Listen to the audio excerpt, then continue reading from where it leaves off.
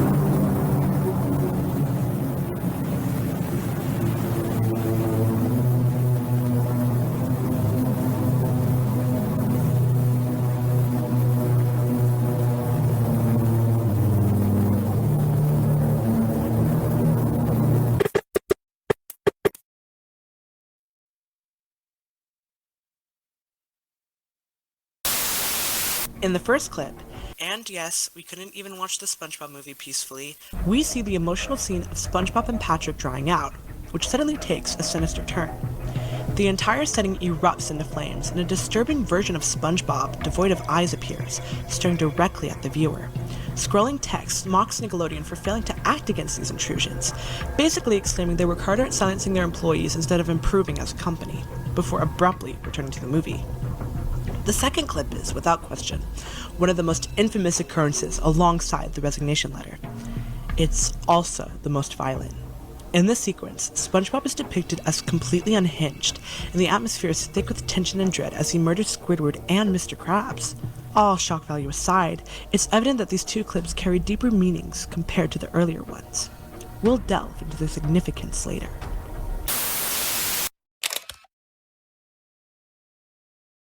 Once again, you and I are kept apart, oh sweet scented pine cones.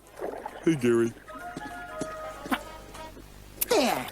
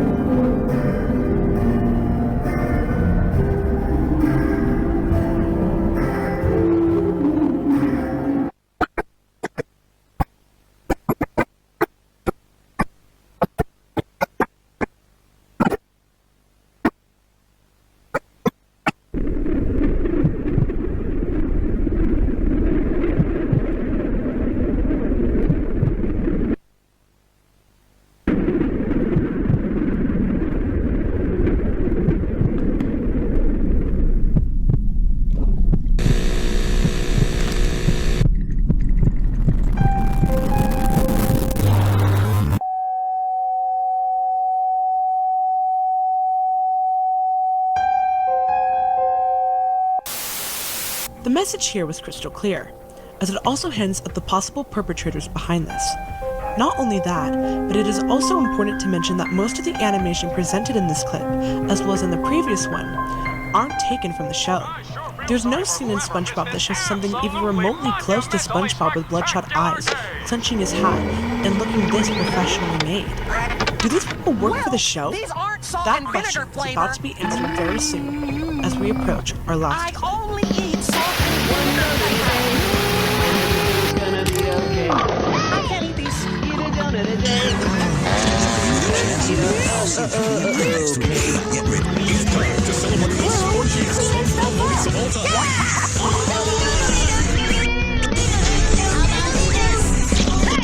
Eat a donut a day, and everything's gonna be okay. Just one donut a day, and everything's gonna be okay.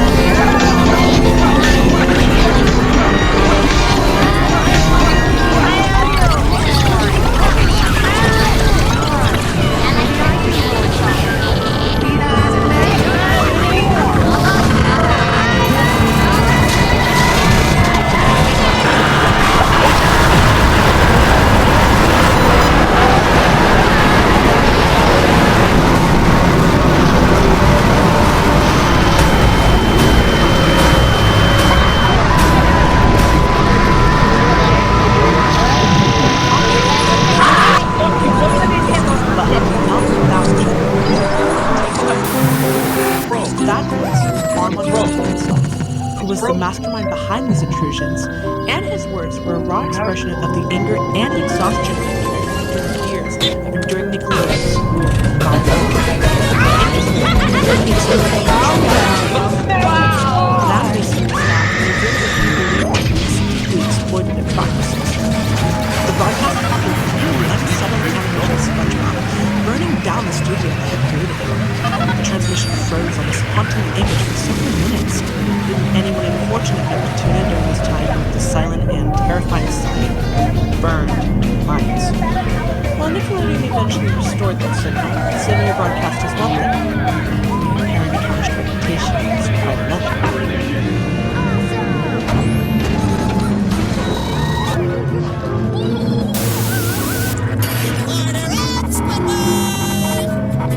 Well, if it isn't SpongeBob Underpants.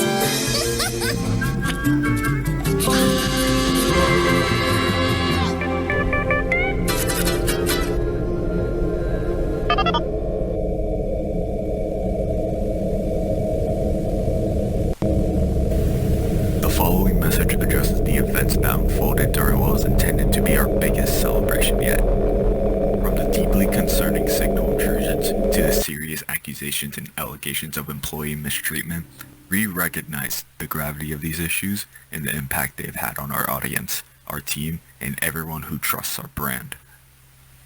To our valued viewers, we extend our sincerest apologies. The unexpected interruptions disrupted not only your experience, but also the trust you've placed in us over the years. Despite our best efforts to deliver an event worthy of your support, we fell short, and for that, we are truly sorry. Equally important, we must address the allegations regarding employee mistreatment. We are actively investigating these claims with the seriousness they deserve and are taking immediate steps to ensure accountability and meaningful change within our organization. However, we must also acknowledge that hijacking a broadcast signal was an irresponsible and unsafe way to voice these grievances. Such actions not only disrupted our programming, but also risked undermining the very message those involved were trying to convey. This moment serves as a turning point for us, a chance not just to apologize, but to commit to being better. Better for our audience, better for our employees, and better as a company. Thank you for your patience, your understanding, and your trust as we will work to rebuild it one step at a time.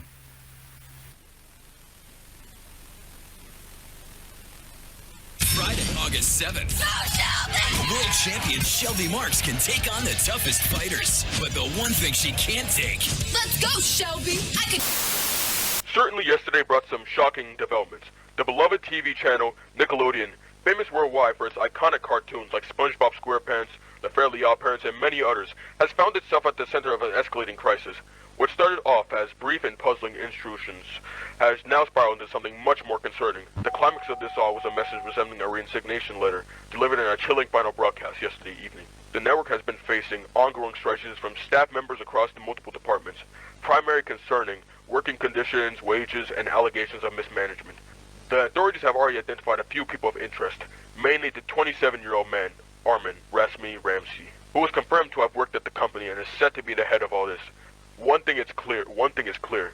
It's a wake-up call for the entire broadcasting industry.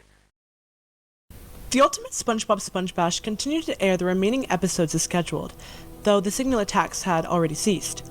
By this point, it was clear that many within the company were far from pleased. If given the choice, they might have cancelled the marathon altogether. In the remaining 15 hours, news of the hijackings and the chaos behind the scenes at Nickelodeon had already begun to spread.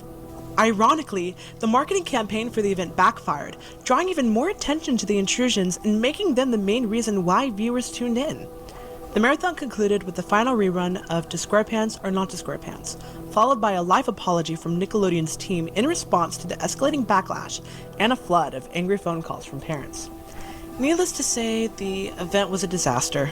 The so-called Afterbash never happened, and Nickelodeon quickly distanced itself from anything related to the SpongeBob Sponge Bash, and so did the viewers of 2009. Everyone wanted to forget this catastrophe, and to hope that the world would move on.